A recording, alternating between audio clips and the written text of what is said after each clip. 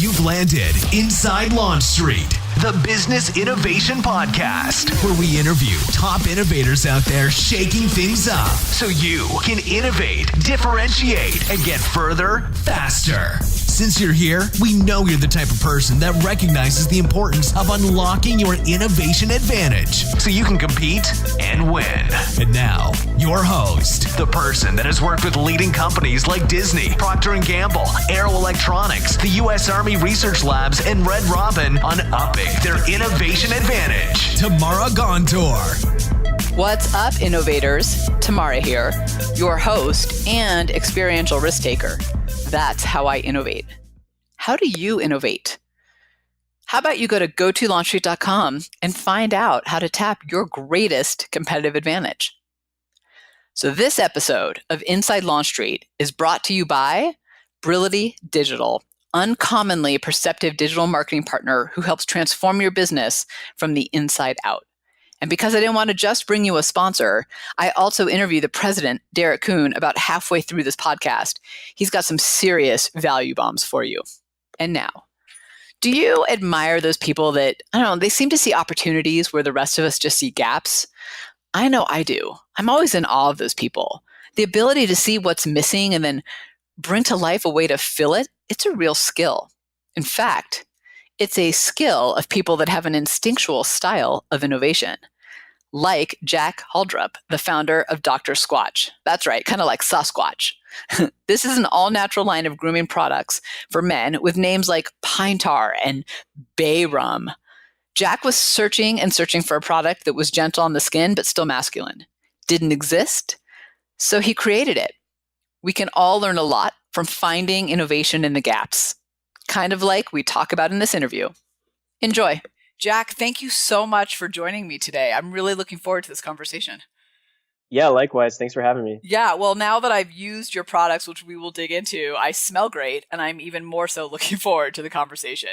But since we're new to each other, what's one thing people would be surprised to learn about you? Yeah, I don't know if this is surprising, but something I'm really into this time of year is March Madness, college basketball. Just a huge fan of all of it. I love the brackets. I love cheering for the underdog. So here's my question, though.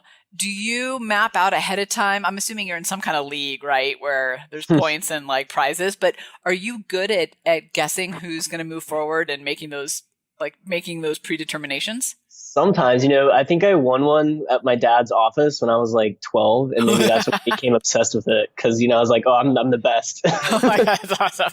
Hey, sometimes all you need is a little validation to keep going in life, right? Yeah. That's so funny. I don't watch it all. In fact, when you said it just this minute, I thought, oh yeah, that's right, basketball's on. That's funny. So tell us about Dr. Squatch and the story behind it. Yeah, so it started a little over 6 years ago. I had a corporate job, and I don't know if I was like specifically I read the 4-Hour Workweek, but I know I read it around that time frame, and I basically like realized that I needed to start a business, or that I wanted to start a business. And so that was going on in like one part of my brain, right? And then I had to like come up with a business idea, which is always the hardest part. And so I just kind of started looking at things that were going on in my life, and I happened to be simultaneously kind of going through or going down this rabbit hole of getting really into nutrition, which was kicked off by these symptoms that I started getting that are actually from like an autoimmune skin condition that I have. So, long story short, I got really into nutrition and looking at natural ways to manage the symptoms. And then that got me interested in personal care products because obviously I'm putting those directly on my skin. I have these skin problems. And so I started looking into that. I started using higher quality products, more natural products. And in particular, I was a big fan of these like handmade soaps that I was buying at farmers markets or like specialty stores.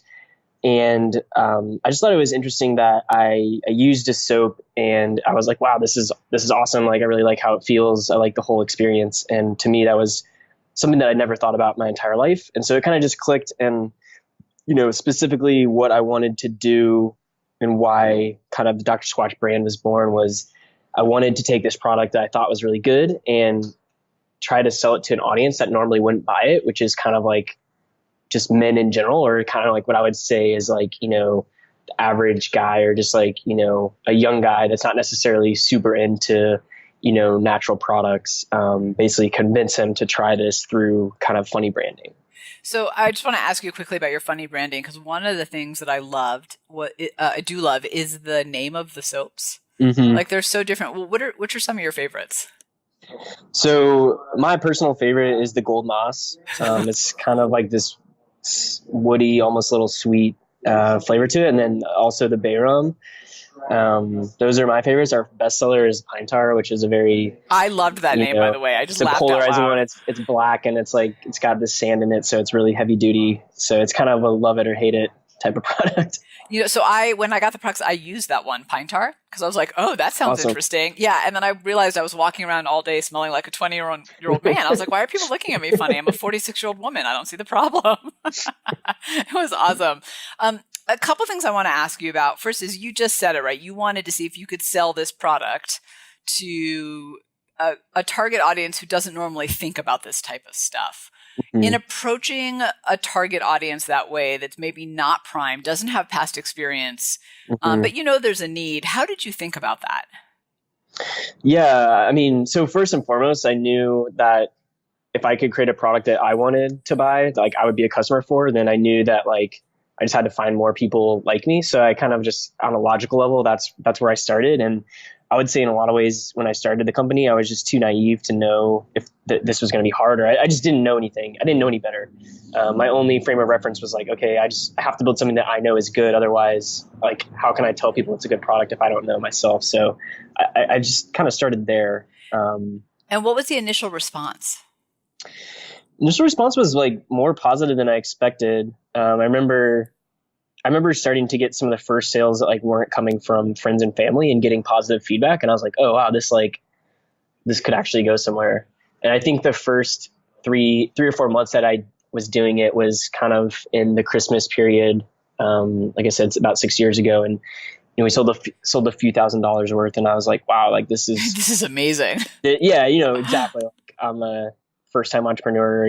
My frame of reference for that was like, wow, this is like, this is gonna be big, or like, I didn't really have any reference point. So, the other question I wanted to ask is, I mean, you definitely have a different niche, and for kind of launch readers, you'll see it when you see the product, the name, the packaging, like I think it definitely stands out. But I was in the grocery store the other day, and I was walking down the beauty aisle, and I was totally overwhelmed by the amount of choices. Like, it is such a crowded category.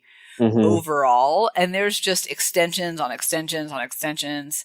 How did you position yourself in a way that really did stand out from all the other options out there? Because it's really it's like the cereal aisle too. Both of those aisles, you're like, good God, how many choices do I have? Totally. So when I think about innovation around our product, we think about it at the product level, but also extending out to like the entire customer and marketing experience. And so what I mean by that is we're kind of specifically targeting and specifically doing really well with basically attracting guys who have kind of been using whatever for their whole lives, just whatever they're used to or whatever is convenient or whatever their girlfriend or wife uses or whatever they've been using since they were a kid in terms of their, soap or shower product, and getting them to like rethink that and basically introducing, so we have to like crack that window or crack that idea into their head that there might be something better out there. And then we're convincing them that ours is the best option. So we're much more going after that customer and converting them to try like a natural soap product for the first time than necessarily saying like, within all these natural soaps, like we're the best because of XYZ and we're competing against these other ones. So I think we're a little bit uniquely positioned in the fact that we're bringing this traditionally handmade product that's oftentimes, like I said, sold at farmers markets or small grocery stores, and we're selling it to a mass market online of guys. So that's insightful. So if I hear you right, Jack, really what you're saying is instead of putting yourself on a shelf and going, pick me because I have X more amount of whatever scent, natural ingredients, whatever, you're saying, oh, we're going to go find them before they hit that point and get them hooked on our stuff. Yeah, and I think it's important to innovate on multiple levels. I mean, within our product, we definitely sell a really high quality product, and it's all natural. So there's certain features about that, but at the end of the day, that type of stuff can always be replicated by a competitor, or can always be, you can kind of do that forever and go down that like feature rabbit, competition. So, one of the things that I just struck me as you were talking is, that I always talk about this thing called the ER trap, the trap, better, faster, stronger. Mm-hmm. And that's you just said it, right? That's a hard place to compete because someone else can replicate it. You have to have a great product. So we know that's true about your product. So sure. Like you have to that's have that. Barrier to entry, yeah, sure. Right. It's a barrier to entry. So how do you then go about actually finding these young men? Like what is when you think about innovation and marketing, how are you going about it in a way that allows you to capture them at that moment? Yeah, it's a good question. So I think, so just to kind of bring it back to that supermarket example, like you said, when you're walking down the aisle, so we did spend a lot of time on our packaging and tried to make it stand out, but we have the opportunity when we're selling online to tell a story. And so that we can do that with our content, whether it's video or just on our website. So I think that allows us a lot more room to tell a story to the customer about why they should think about their soap. Is calling out some of the things about, commercialized soap and the chemical ingredients in there that may not be great for you, and showing how ours could be better, like telling that story in a way that will catch their attention. And, what we really try to do is serve them content that they're going to enjoy watching, regardless of if they're going to end up buying the product or not. So are most of your sales online then? Yeah. Yeah, 99%. So fascinating to me, the shift that we've gone from retail being so important to, I wouldn't say being irrelevant, but definitely not the driver for so many products these days. Yeah, totally. I mean, I think we'll get there hopefully, and eventually. And I think it definitely has its place. But if we want to sell our product in a retail environment, it's going to be a way different challenge. And we all we have really is our package to tell the story. So I have to imagine that once, my nephew, Greg, starts using Dr. Squatch, that he gets hooked on it, right? And he must be kind of proud. I'm kind of making this up, but tell me if I'm wrong. He must be, I would assume, kind of proud then afterwards because of the branding and the name and, it's all natural. Is there total bragging rights that go along with your customers? Totally. I think, and if you look at some of our Facebook comments in particular, you see that happening, and you see people debating in the comments, like on ads, hey, is this worth $7? And then people are like, yeah, I tried this one. And so I think one thing that's unique about this product is the masculine branding in this category. And I think it allows guys to, like you said, get excited or proud in a way to talk about them using it versus that maybe not been something that they used to do with their other products. I think, and I've seen this over and over again, sometimes when you do something innovative the way you did, the marketplace tries to pull you towards being like everybody else. You tries to wash you out a little bit. No pun intended. That's funny. How do you ensure, and how are you thinking about ensuring that you stay innovative and true to the brand? Yeah, I think so. That kind of origin story that I told you is true, and that still resonates with how we think about our products and how we think about new product development, whether that is new categories of products or new soaps. And I think it's a mix between I'm talking about this with a lot of people the other day, but it's kind of this balance between collecting feedback from your customers and understanding what they want, but still having a driving vision of your own. You don't want to be completely just only listening to customers, because then you may not be, getting truly innovative ideas, and you don't want to just do stuff in a vacuum that you don't know if people will like. So it's a little bit of really understanding that customer feedback while still having the vision, which, for us is kind of that core idea about bringing all natural products to mass market guys. So will you give me an example of that? Or I'd like to dig in a little bit further, because I think you're right that there is a balance between feedback and vision. Because I think customers, I've done a lot of market research in my years, and customers are awesome. And they're really good at telling you how to solve yesterday's problems, because that's what they know. So how do you actually achieve that balance? Yeah, it's a good question. I think it's something that as a company, we're still trying to figure out. I think that we do it really well in marketing. I think in terms of at the product level, it's still something that we're trying to figure out. Within the marketing specifically, we use, I would say, a structured process to kind of help our creativity. So we have this kind of growth marketing process where we collect ideas from the whole team, put all the ideas up, have a way that we rank the ideas, And then we choose specific ideas to launch every week, depending on kind of like business needs or different features within the idea. So we're trying to bring some process to creativity, I guess. And is everybody in the company a part of that? Everybody that touches marketing is involved in that. Yeah. Interesting. And do you mind me asking, how do you rank ideas? Because that to me is, you know, people get so like, don't call my baby ugly. They get passionate about things, right? And that's totally understandable. You want passionate people, but there's also an objectivity that has to happen. So what have you found is the key to doing it in a way that allows you to drive innovation, but not maybe get bogged down things that are more, maybe not the right thing to move forward?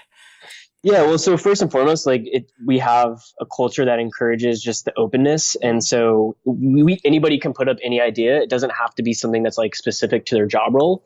And the fact that we have kind of this like giant board that we use, it's a software, but as an analogy, we'll call it a giant board. So anybody can throw up whatever idea they want, and the idea itself is not really like, it's not judged on being either good or bad, but the ideas are categorized as like, what is the potential impact, from 1 to 10? What is the confidence we have in this idea working? And then what is like the ease or the effort required? So it systematizes it in that way. And then we also categorize it in terms of different area of the marketing funnel. So we have different goals with marketing. Like we have goals on acquiring more customers. We have goals on getting more efficient with our costs or getting more kind of engaging ad content. And then we have goals around like improving lifetime value.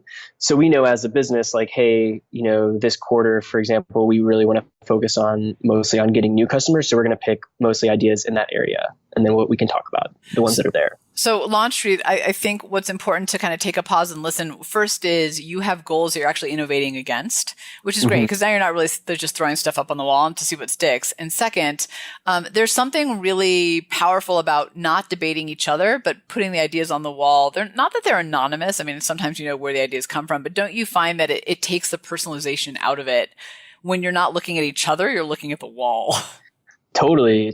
Yeah. And it's not that any idea is like bad or good. Like I said, it's about, does it fit right now, or does it have potentially the most impact, or maybe it's really easy and we don't have much time this week. So yeah. Hey everyone, I am here at Launch Street with Derek, the president of Brility.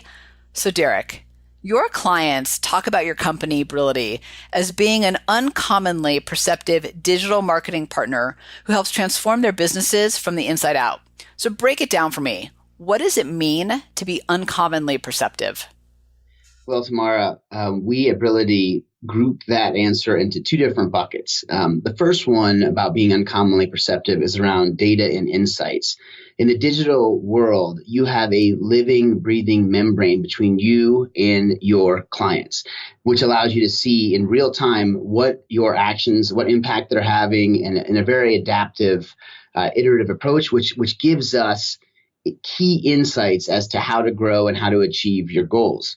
The second bucket is challenging assumptions. One of the first things we learn is that things are not always as they seem, and we create deliberate experiments. In fact, we have a saying, the experimental mindset. We take the challenges, we challenge the various assumptions that the clients have about the marketplace, about their customers, and we run a series of experiments to unearth the key movers and to see what's really going on. Again, uncommonly perceptive. The insights from that are very informative to achieving everyone's goals. So then I have to ask, can you give me an example, and you don't have to share the client, but just an example of a time when the client and maybe you walked in with one assumption, but after the experiment, you realized maybe something else was true? Sure, that's a great question. We have a client that is a software provider going to market with a brand new technology and competing against a juggernaut, which is more dominant than Microsoft was in its time. The challenge with this client is there wasn't a searched term. The offering wasn't known by anything specific. So we had to be very inventive with exploring how to hook people's attention. And the tried and true marketing method is to sell benefits first, as I'm sure all your listeners have heard, where actually what it turned out, we ran a series of 12 different experiments. And the number one winner by far and away was actually showing a bit of the software and how it worked. So more the tactical, feature-oriented play outperformed by over 100% the nearest one that was more benefit-oriented, like going against most marketing lore. And we're finding that's happening more and more often as customers are getting more and more savvy, and they don't want to hear platitudes and promises. They want to hear the nuances of how you do it, enough so that they will believe it and then reach out to learn more. That's so interesting. I think we all buy into that. That's fascinating. So Derek, you're a digital business partner. That's what Brility does. With that, why does your team at Brility then constantly spend so much time digging into your clients' businesses as a whole, not just maybe the digital initiatives that you're working on directly? Again, a great question. Really, I see no other way to do it. In order to provide our clients with a top tier service, we have to understand the intimate details of the business, the marketplace, for how else can we explore and present what digital opportunities are out there for you to exploit in order to reach your goals. The nuances matter, and you can't be an order taker and say, well, tell me what you want me to do. Like, the clients have their own business to run. Time is of the essence right now. We need to meet them where they're at and then help them explore their opportunities together. Derek, this has been so great. And Launch Street, I hope you do too. I'm going to go make a list of all the assumptions that I have of the ways that we're supposed to do business and the things that work. And then I'm going to work with you to figure out how to test them and see if I'm actually right or just buying into something because, I don't know, I heard somebody say it somewhere else. Derek, thank you so much for stopping by. Thank you. What do you think has been some of the keys to your success? And I'm curious from both an internal company culture perspective as well as maybe an external market perspective. I mean, keys to success for me personally, I would say is a big one has been surrounding myself with other entrepreneurs. So I moved to San Diego a couple of years ago to specifically live in this entrepreneur house. And so I was and I lived there for about 2 years. But I moved to the city without knowing anybody previously. And it was the most just beneficial environment that I've ever lived in terms of like growing my network and just having kind of positive energy around me of other people going on similar journey. So I'd say that's like a big one. Isn't it? I don't know where you came from, but it really is amazing how important it is to have a community around you, because I think there's this myth out there that we're like these lone innovators in our garages by ourselves. And it just doesn't really work that way. Totally. Yeah, it can, being in that mindset, I know for me, I would say definitely held me back or slowed down the growth of the company. And then also just, it makes you think, I would say, inaccurately about a lot of stuff. What do you mean? I would say that there was a point where I didn't feel like I had a lot of support in the company. And so I brought on a business partner, in large part because I basically wanted to have somebody to talk about the business with, not because I necessarily thought he was bringing specific skills to the table. And that's not to say he didn't have skills, but it was a very personal decision, which in hindsight was not, a great business decision. Right. Well, you get all in your head, right? And you start making decisions that way. And I think that's true for a lot of us, whether we work in companies or for ourselves. We make the mistake of getting in our heads and then making the decisions based on that, which I don't think always works. When you look to the future for Dr. Squatch, I just love saying the name too, by the way. So obviously if you're listening, you probably get Sasquatch is where it comes from. What's in store in the future? Yeah, so we're actually in the process of raising money right now. So that's something that's pretty exciting for us. Really we're looking to grow. And I think what's most exciting for me is really building out a much bigger team in the next 12 to 18 months and kind of being able to build out my dream marketing team. That's what I kind of call it. So yeah, that's really the goal. How do you think about growth? Well, we look at growth. Our business is very data driven, and we have a paid customer acquisition model. So we're really focused on really like three main things. It's how many new customers are we acquiring? How much is it costing us? And how much is that customer worth to us over a given period of time? And so when we think of growth, I mean, revenue is great, and that's definitely an indicator, but like we're really looking at, are we growing our new customer base in a cost-effective way? And are we continuing to add value to those customers and therefore increase their lifetime value? I love that because I think I'm just reading this book, which I now will forget the name of because it's like 3 things. It's a phrase. It's too long for me to remember. But what I loved about it is all about smart business growth. It's like simple numbers, smart growth or something. And is it the profit book, the accounting one? Yes. Yeah, that's Graham Crabtree. I forget the name of it too, but it's really good. Yeah, it's great. Well, it's too long. The name's too long. But the book is phenomenal. And I'll put the link in the show notes for anyone who wants. I'll find it and put it on there because it is a really good book of how you think about growth. Yeah, me too. But the reason I asked that, and I was having this conversation earlier with someone, is one of the things that I really kind of had an aha moment when I'm reading that book was about, we look at the top line of revenue, but we often fail to recognize, well, what did it cost us to deliver on that? Revenue on this product sold, on the whatever. So I wanted to get your perspective on how you think about growth because it sounds like you're doing it, but we often forget that all the lines that come underneath the revenue.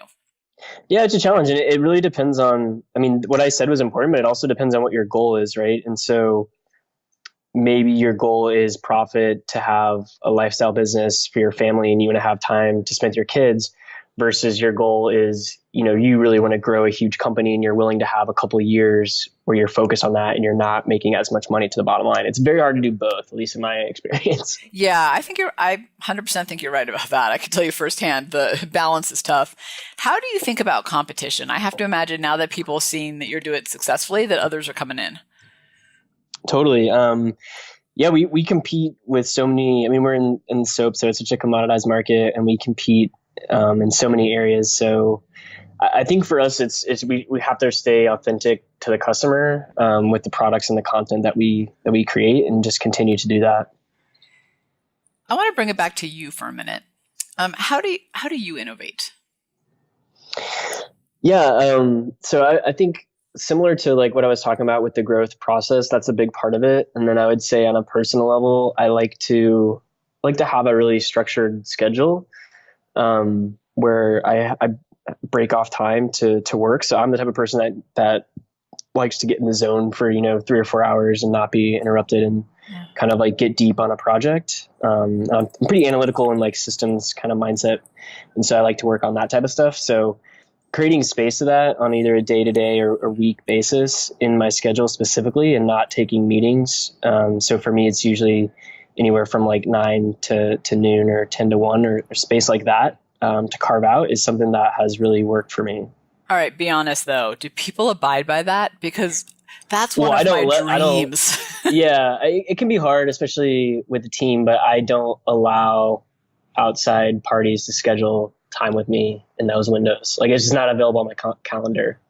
It's tough being on Pacific time because a lot of people on the East Coast will be like, I can only meet this time, but you have to protect that. And you don't have to do it 5 days a week.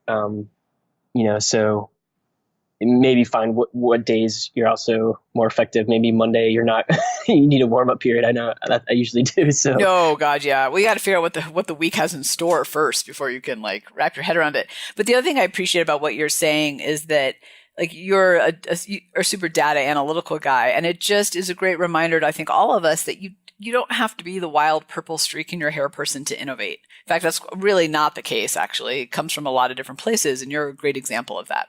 Yeah, I call it, structured creativity. Yeah, I love it. I schedule time too, but I'm not sure I'm as good as enforcing it. So that's on me, I think. In your company, how do you ensure that innovation is something that everybody either is a part of or has top of mind? Yeah, the biggest thing, again, is that growth process. So we have a place for all the ideas to be put up, and then we have a weekly meeting where they're all discussed. And so I think it's a huge part of it. And then just trying to call out or like acknowledge people, especially when things go really well with stuff that they're working on. So one of the things I wanted to ask you, I wrote down as you were talking a couple times now actually, is one of the things that's interesting to me is Dr. Squatch is really a great example of innovation that happens to be right in front of you. Like you had a need, there was nothing in the marketplace. How do you think about that? Like, is there a lot of innovation right in front of us? Do we need to go blue skies? Like, kind of, what's your take on that? I think that different things work for different people. I'm curious to know more about, your innovation kind of, personalities. Yeah. Which you're, let me go back. You're an instinctual risk taker. Yeah. Which totally instinctual risk taker, which we can talk about. It totally makes sense given some of the things you're saying. Yeah. Makes sense. So I just know that has worked for me, and I have, I have software ideas that I know I could potentially work on that solve problems that I have in my company. So that's just the way that I think. I think there's other people out there that are better at coming up with these like big, new, crazy ideas. But that hasn't been me. So I can only speak to what has really worked for me, which has been internal driven. And again, I'll say it's because, I meet a lot of people that want to start businesses, especially around products, and they'll do stuff on Amazon. And I very rarely hear that like the person that goes to Amazon and finds some random niche that's underdeveloped, those people, and then, creates a product around that. Like those people, I see them, they make money for a little period of time, but I've very rarely seen like anybody build like a real business off of that. And I think they're just lacking kind of the insight to innovate or to drive things at a certain level. It's so fascinating, Jack, hearing you talk. So I'm just going to tell you really quickly, and we can talk offline more if you want, but the instinctual risk taker. So instinctuals, people like you are really good at, you have a little bit more of a circuitous thought pattern. So you go A to L to X over to 2 back to A, while the rest of us are a little bit more logical, A to B to C. But because of that, you're able to see patterns and trends before the rest of us and connect dots in new and meaningful ways. So when you talk about inventing Dr. Squatch and how you kind of saw this thing and there was this thing happening over here, like that's the instinctual side. Interesting. Yeah, with the ability to pull it all together. And then the risk taker is about being willing to be uncomfortable and innovating in those uncomfortable moments. So you talked about, moving and going into this entrepreneur house and launching online. And risk taking is not about being spontaneous or frivolous in your risks. It's about being more willing to be uncomfortable and being willing to go bold.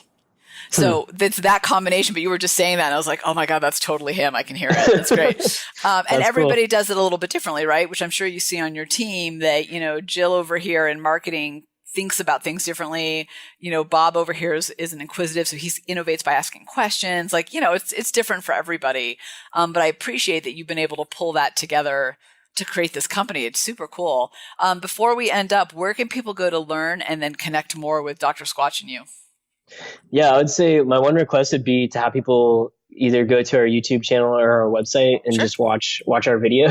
Okay. So I think it'll be worth your time. And I think, whether you're interested in marketing or innovation, I think that really kind of, when you have a brand and this idea that you create, it doesn't always I feel like I was way further along in my head with what our company represented and our product represented than the reality showed.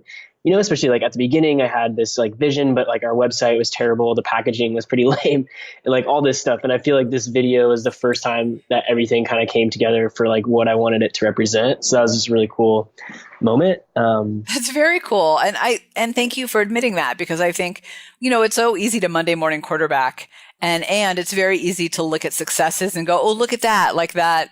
Look how he killed it. But the reality is there are a lot of missteps along the way to get you to that place. So I love that this video for you represents all of it kind of coming together. And I think it's also a great example of, we know the power of YouTube, but it's a great example of you don't have to do things in the traditional way. The playing field is so even that you can kind of launch the way you want to these days.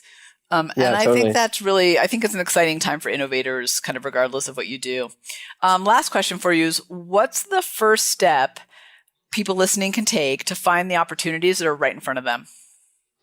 Yeah. So, if you're like me and you're instinctual, I guess, I would say just put that in your head that, that the best ideas for you for innovation will come with things that are happening in your own life. And I think once you open up to that, and you'll start to put that frame on things that are happening in your life, and you'll start to identify opportunities yourself, to start to notice problems or things that are going on that could be opportunities. I love it. It's like just having your eyes open to even see it. Most of us have our heads down. We're not paying attention to anything besides our tasks. So Jack, thank you so much for stopping by. I love Dr. Squatch. As I told you kind of offline before we started, my 14-year-old son has basically taken half of it from me because he loves it. I was like, hey, that was for me. But I guess he probably, it's totally working in our house. My 10-year-old's next. So thank you for coming by.